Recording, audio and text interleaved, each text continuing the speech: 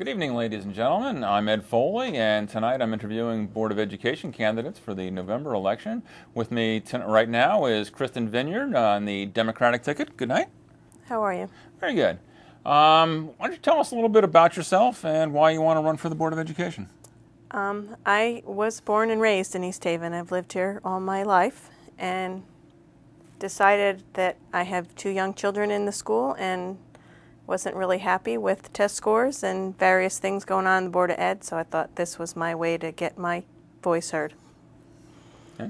You had two children in the school system. What grades are they in? My son is in 5th grade and my daughter's in 7th. Okay. So one in the middle school? One in the middle school, first time, yeah. And I know we've talked about this on a couple of occasions on the show, Marilyn and I. And we've talked about test scores, and some of them are not so good, and others are not all that bad. What do you think about them?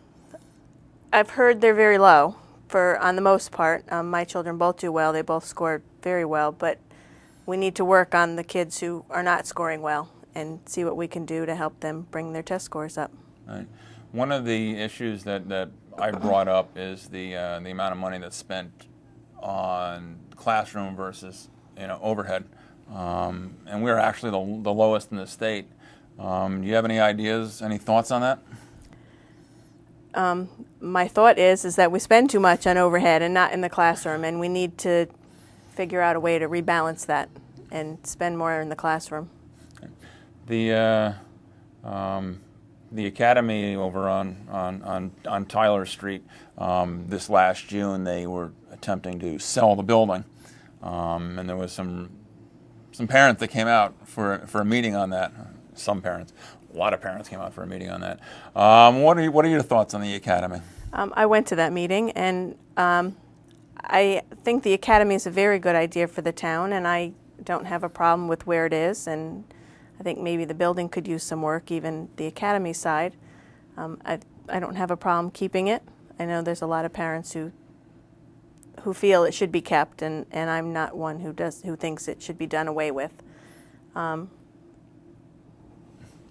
Yeah, the school itself is actually part of the academy is in probably the best of the school. The other two parts not so good. And with the heating cost and everything, we're spending a lot of money on that and other buildings in town. You have any thoughts on what we should do with the school buildings? We actually have 11 of them. Yeah, and I know some of the other towns around don't have quite as many schools as we do, but where are we going to put them? If we try to close some buildings down, we'd have to add on to some of the other schools. I know most of the schools are pretty full to capacity. So if you close one school down, where do you put the rest of the kids? Yeah, I think that is one of the problems. I know I've been railing kind of on class sizes for better part of 2 years now. I'm not sure if anybody listens, but I do. What are your thoughts on that? I would have to say, for the most part, class sizes are probably a little too large to have just a teacher. I think if we're going to have a large class size, there needs to be an aide in the class. I don't think that 20 is really too large, but depends on the kids in the class too. But I would like to see an aide in some of the classrooms with the larger numbers in them. Do they have aides in the middle school with your children's Not that I know of. I do know my daughter's class is pretty large. I think she said there was 23 or 24 in her team. Yeah, that's probably larger than you really want it to be, right? Yeah.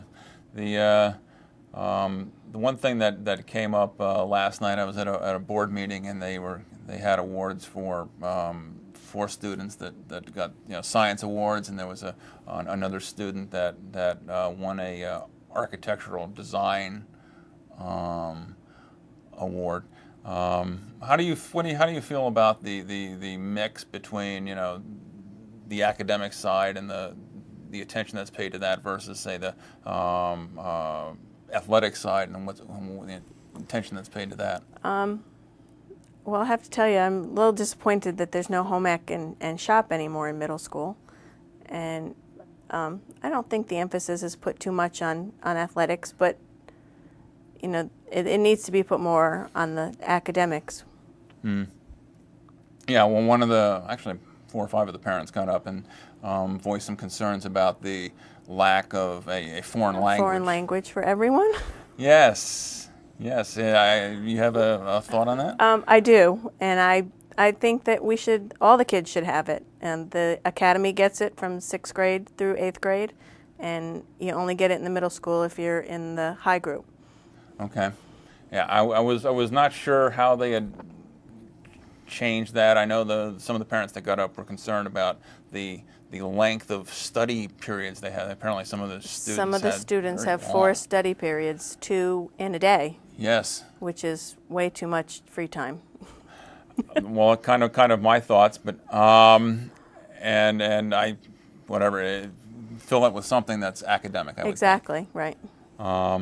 We've got a couple of schools. We've got Overbrook, which I think they just house kindergartens now, and I know Hayes is, I think, a small school.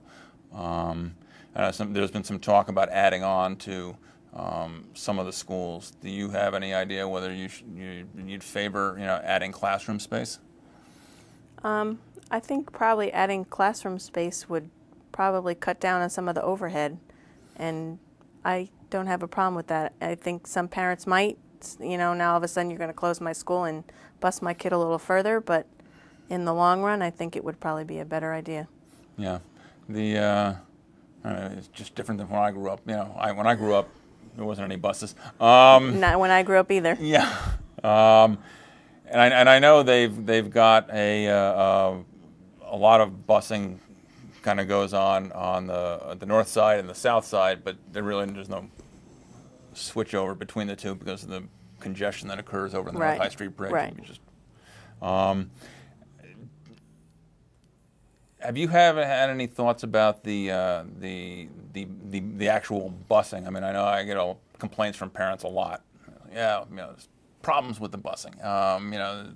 The kids are unruly, or the driver takes too long to get the kids to school. I haven't really had any dealings with buses until this year with my daughter at the middle school. We live on Thompson Avenue, and my children went to Tuttle, so we were walkers. Oh, yep.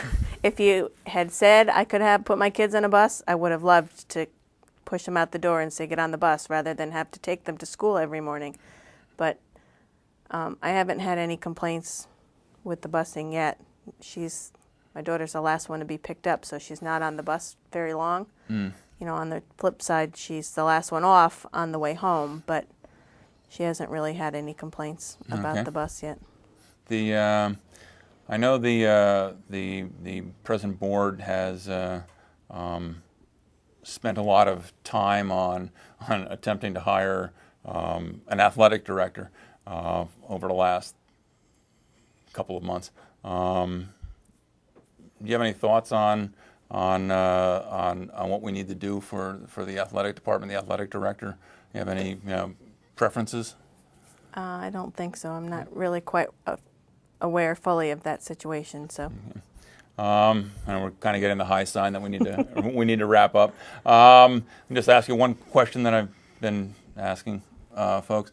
I know you're running on the Democratic ticket. What do you think of the mayoral candidate for the Democrats? I think she'll be a good change for East Haven. I think she's ready to put integrity back into the mayor's office, and I think she'll do well.